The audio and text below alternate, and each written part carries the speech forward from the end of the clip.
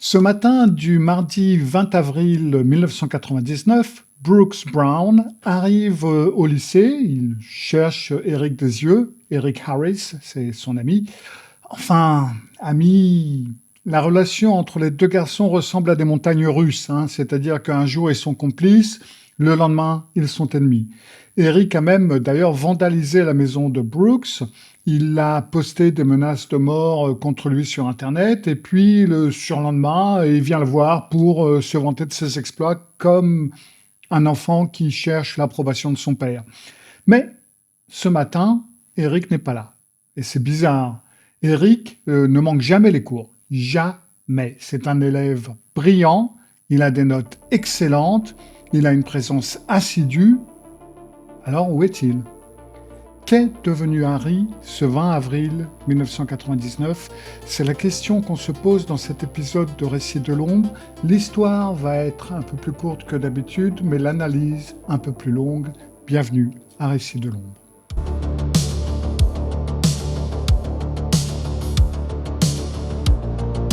Alors l'heure du déjeuner arrive, Brooks sort du bâtiment, il se dirige vers le parking, là où les fumeurs se retrouvent, il allume une cigarette et là, il remarque quelque chose d'étrange. Il y a une voiture qui est garée tout au fond du parking, à un endroit où généralement on ne se gare pas parce que c'est tout simplement trop loin de l'endroit. Alors Brooks plisse des yeux comme ça pour voir ce que c'est et il reconnaît la voiture, c'est celle d'Eric. Donc, il écrase sa cigarette, il traverse le parking et à mesure qu'il s'approche, il distingue donc une silhouette et c'est Eric. Il se trouve à l'arrière de sa voiture, enfin derrière sa voiture, le coffre est ouvert et Eric en sort un sac de sport. Brooks accélère le pas. « Salut Eric, mais dis-moi, mais t'étais où ce matin ? Et t'as manqué de tous les cours, qu'est-ce que c'est que ce truc ?»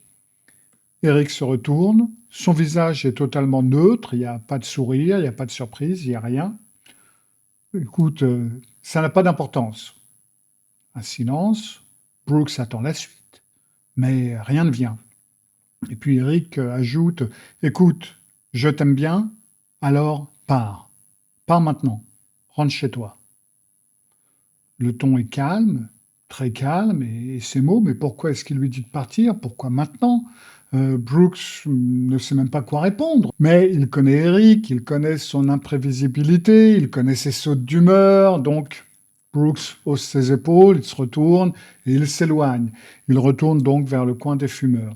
Alors, il y a une pensée qui lui traverse l'esprit quand même, c'est « Mais et si Eric préparait une farce, une blague de fin d'année ? On est à la fin de l'année et il peut être un peu dur dans ses blagues et c'est peut-être pour ça qu'il veut que je parte pour me protéger. » Brooks s'assoit sur le rebord du trottoir, il allume une nouvelle cigarette et il hésite. Partir, rester, partir, rester.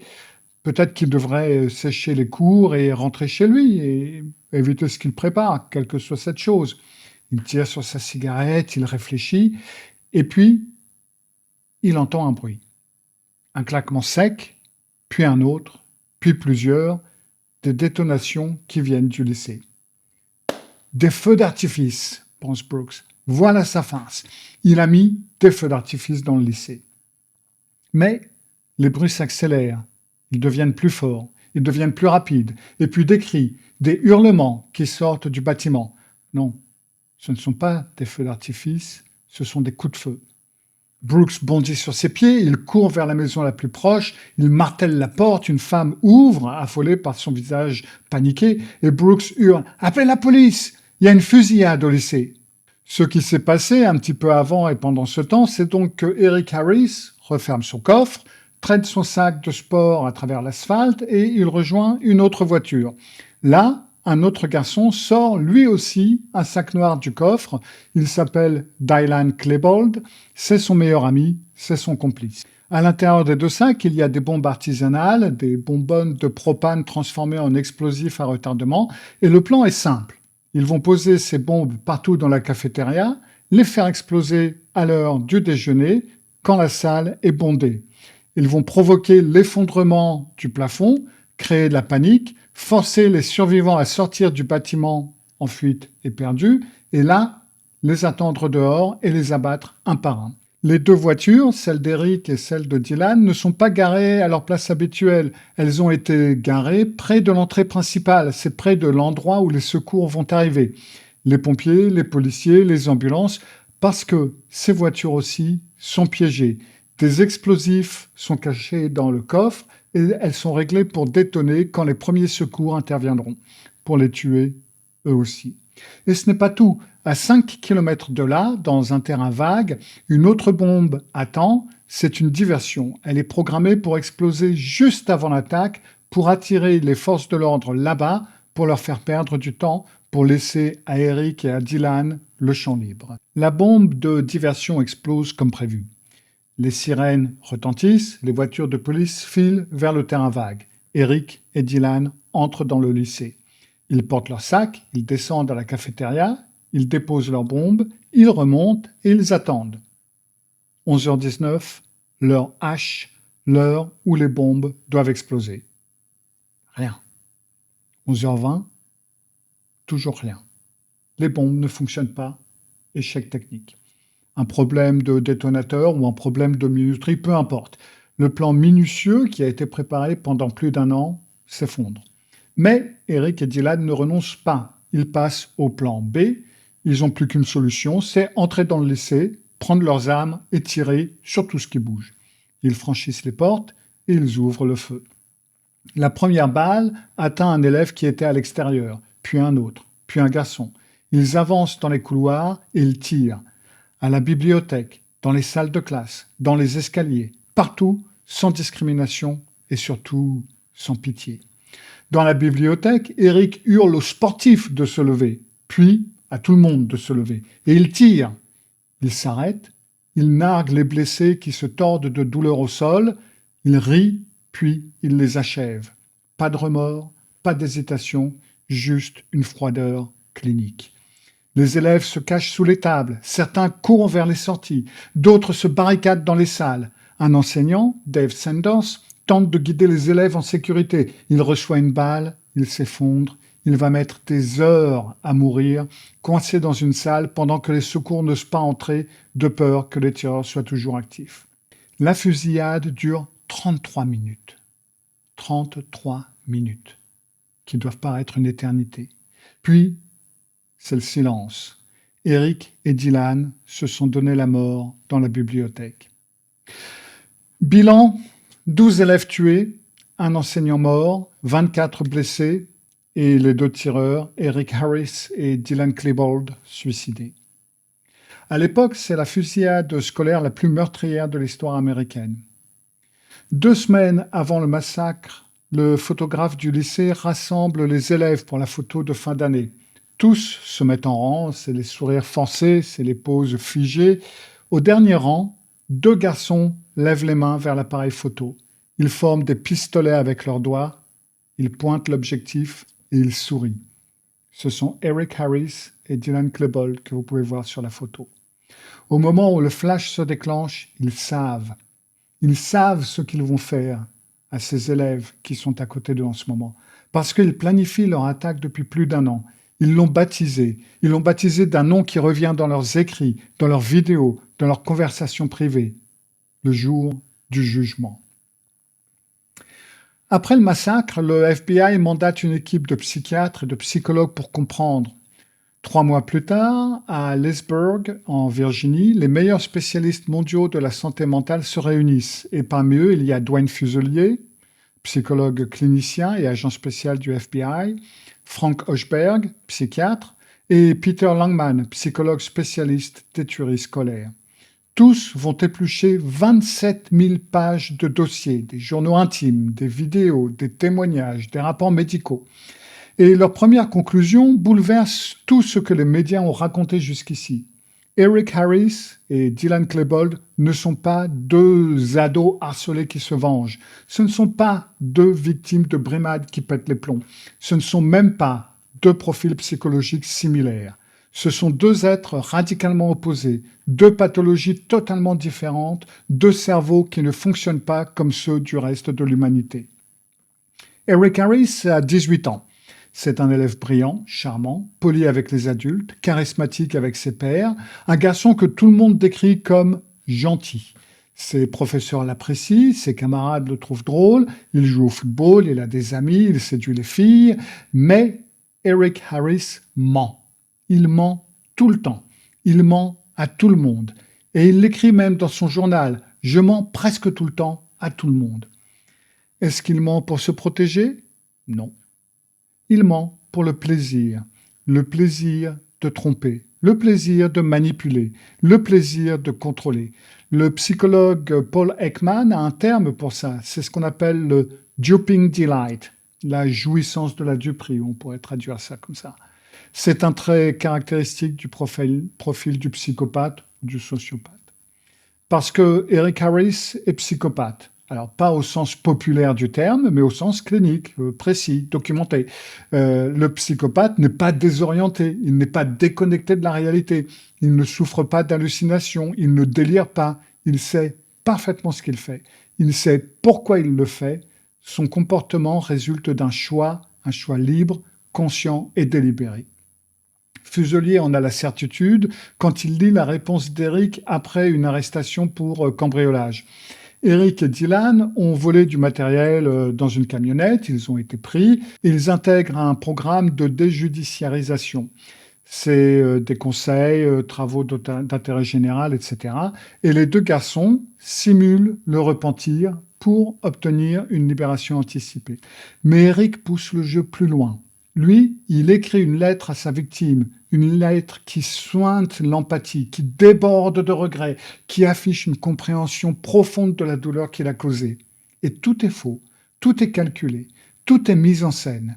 Eric savoure sa performance. Il joue le rôle du délinquant repenti à la perfection. Les adultes le croient, les adultes le félicitent, et donc ils le libèrent du programme. Eric a gagné et il jubile. Fuselier examine également les autres traits, la grandiosité, le mépris, l'absence totale d'empathie, la supériorité.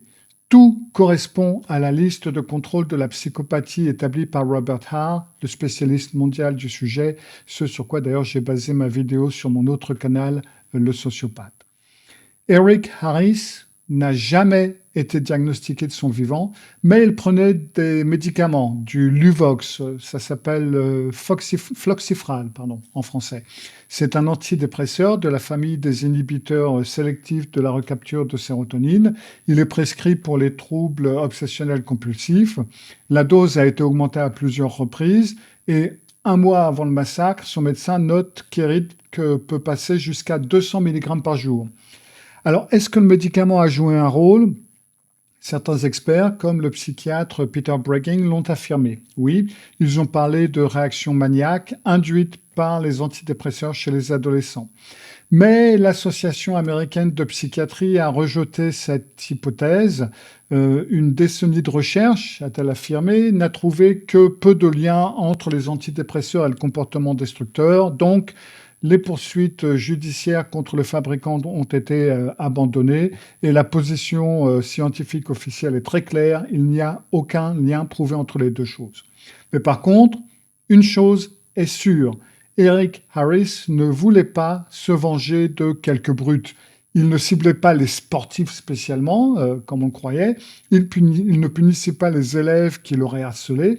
Et d'ailleurs, Eric lui-même harcelait d'autres élèves. Il les menaçait, il les intimidait. Un garçon avait même pleuré et refusé d'aller en cours par peur d'Eric. Non, Eric Harris voulait entrer dans l'histoire. Et il l'écrit d'ailleurs dans son journal. « Je veux laisser une impression durable sur le monde ». Il voulait égaler l'attentat sur Oklahoma City, il voulait dépasser Timothy McVeigh, tuer des centaines de personnes, faire s'effondrer tout le lycée, terroriser la nation entière, pas pour se venger des brimades, mais pour démontrer sa supériorité, pour punir l'humanité entière de son infériorité révoltante. Et Dylan Klebold dans tout ça. Alors Dylan, lui, il est différent, il est aux antipodes d'Eric. Dylan Klebold, 17 ans, grand, timide, considéré comme bizarre par certains. Il a des amis, sa famille l'aime, mais Dylan se sent seul, il se sent rejeté, il souffre. Son journal révèle l'étendue de sa détresse. Il y a des pages et des pages de pensées suicidaires, de dépression profonde, de rage contre l'injustice inexplicable de la vie. Dylan se perçoit lui-même comme divin, mais incapable d'être humain. Il écrit qu'on l'a créé humain, mais sans la possibilité d'être humain. Peter Langman identifie des signes de troubles de la personnalité schizotypale. Dylan frappe les gens par son étrangeté. Ses processus de pensée semblent perturbés. Il utilise le langage de façon inhabituelle. Il a des pensées délirantes. Il est convaincu que le monde le déteste. Il se sent victime d'un complot. Et pourtant, d'après tous les témoignages, Dylan est aimé. Il est aimé par sa famille et par ses amis. Mais Dylan ne le voit pas. Dylan ne le sent pas. Dylan vit dans sa propre réalité déformée. Dylan n'aurait jamais commis ce massacre seul. Les psychiatres en sont convaincus. Sans Eric, Dylan aurait peut-être commis un délit mineur, il aurait été arrêté, peut-être aidé et soigné, et il aurait pu vivre une vie normale. Mais Dylan rencontre Eric, Eric le séduit, Eric le manipule, Eric canalise sa rage, Eric lui donne un but, Eric lui donne un ennemi et une mission. Les deux garçons se complètent. Eric, froid et calculateur, peut calmer Dylan lorsqu'il s'emporte. Dylan, explosif et colérique, fournit à Eric la stimulation dont il a besoin, parce que les psychopathes recherchent la stimulation. C'est pour ça qu'ils deviennent parfois des tueurs en série. Ils tuent encore et encore pour nourrir leur addiction à la violence. Mais Eric se retient, Eric planifie et il attend. Il attend pendant 1 an entier, il reste hors des ennuis, il joue le bon élève, il sourit, il ment, et Dylan l'accompagne dans sa chute. Le jour du massacre dans la bibliothèque, Eric crie qu'il se venge des sportifs. Il demande à tous les sportifs de se lever. Les médias vont s'emparer de cette phrase et en faire le motif central et la preuve d'une forme de harcèlement qu'il aurait subi. Mais Eric, juste après, crie aussi à tout le monde de se lever. Pas juste aux sportifs, à tout le monde. Il ne tue pas que des sportifs, il tue au hasard, sans discrimination. Et d'ailleurs, Eric n'était dans la bibliothèque que parce que les bombes de la cafétéria n'ont pas explosé. Son vrai plan était de faire sauter l'école entière, de tuer tous les élèves, y compris ses propres amis, de tuer les parents venus chercher leurs enfants, de tuer les secouristes, de tuer les journalistes. Eric Harris voulait tuer des centaines de personnes, pas pour se venger, mais pour la gloire, pour le pouvoir, pour prouver au monde qu'il était supérieur à tous ces imbéciles qui l'entouraient. Brooks Brown, l'ami que Eric a épargné ce matin-là, se pose toujours cette question. Mais pourquoi moi? Pourquoi m'a-t-il laissé partir? Est-ce que c'était de l'affection, de la pitié? Ou parce que dans l'esprit d'Eric Harris, Brooks avait une valeur que les autres n'avaient pas? On ne le saura jamais. Mais une chose est certaine, on ne peut pas comprendre Eric et Dylan en les mettant dans le même sac ou en utilisant des jeux vidéo ou la vente des armes, etc., etc. Le problème est beaucoup plus compliqué que ça. On ne peut pas expliquer Columbine par le harcèlement scolaire, c'est pas vrai. On ne peut pas réduire ce massacre à une vengeance d'ados rejetés. Eric Harris était un psychopathe, grandiose, manipulateur, dénué d'empathie et assoiffé de gloire. Dylan Klebold était un dépressif, suicidaire, paranoïaque, rongé par la rage. C'était 2 pathologies, 2 motivations qui se sont rejointes dans une même horreur. C'est la combinaison, la rencontre, la chimie toxique entre 2 esprits malades qui transforment la pensée en acte, le fantasme en réalité et l'idée en massacre. Eric et Dylan se sont trouvés, ils se sont reconnus, ils se sont renforcés et ensemble, ils ont franchi la ligne que la plupart des gens, même malades, ne franchissent jamais. Après, il y a toujours la question, est-ce qu'on peut prédire de telles tragédies? Est-ce qu'on peut les empêcher? Les experts restent prudents parce que pour chaque Eric Harris détecté, combien est-ce qu'on trouve de faux positifs? Combien de jeunes difficiles, colériques, déprimés ne tueront jamais personne? Comment faire la différence entre un jeune qui a des problèmes et un futur tueur en masse, tueur en série? Il n'y a pas de profil parfait. Il n'y a pas de liste de contrôle infaillible, il n'y a pas de test qui prédit avec certitude qui va basculer et qui ne va pas basculer. Mais il y a des signes, il y a des accumulations, il y a des escalades. Et Eric et Dylan ont laissé des traces. Ils ont laissé des menaces en ligne, ils ont laissé des vidéos violentes, des fabrications de bombes, des arrestations pour cambriolage, des journaux intimes remplis de fantasmes meurtriers. Les parents de Brooks Brown l'avaient vu. Ils avaient signalé Eric au shérif du comté de Jefferson. Ils l'ont fait en 1997 et puis ils l'ont fait encore une fois en 1998. Ils ont dit qu'il y avait des menaces de mort qui circulaient sur Internet. Ils ont dit que des adolescents fabriquaient des bombes artisanales. Et rien n'a été fait. Rien, absolument rien. Les rapports ont disparu dans des tiroirs, les alertes ont été ignorées. Et le 20 avril 1999, Eric et Dylan ont transformé leur lycée en zone de guerre. 13 morts, 24 blessés, des centaines de vies brisées, des familles détruites, une nation traumatisée. Et deux questions qui heurtent encore les survivants, les familles, les chercheurs. Aurait-on pu l'empêcher? Et surtout, comment deux cerveaux humains peuvent-ils en arriver là? C'était la question du jour. Merci d'avoir regardé Récit de l'ombre. À bientôt. Au revoir.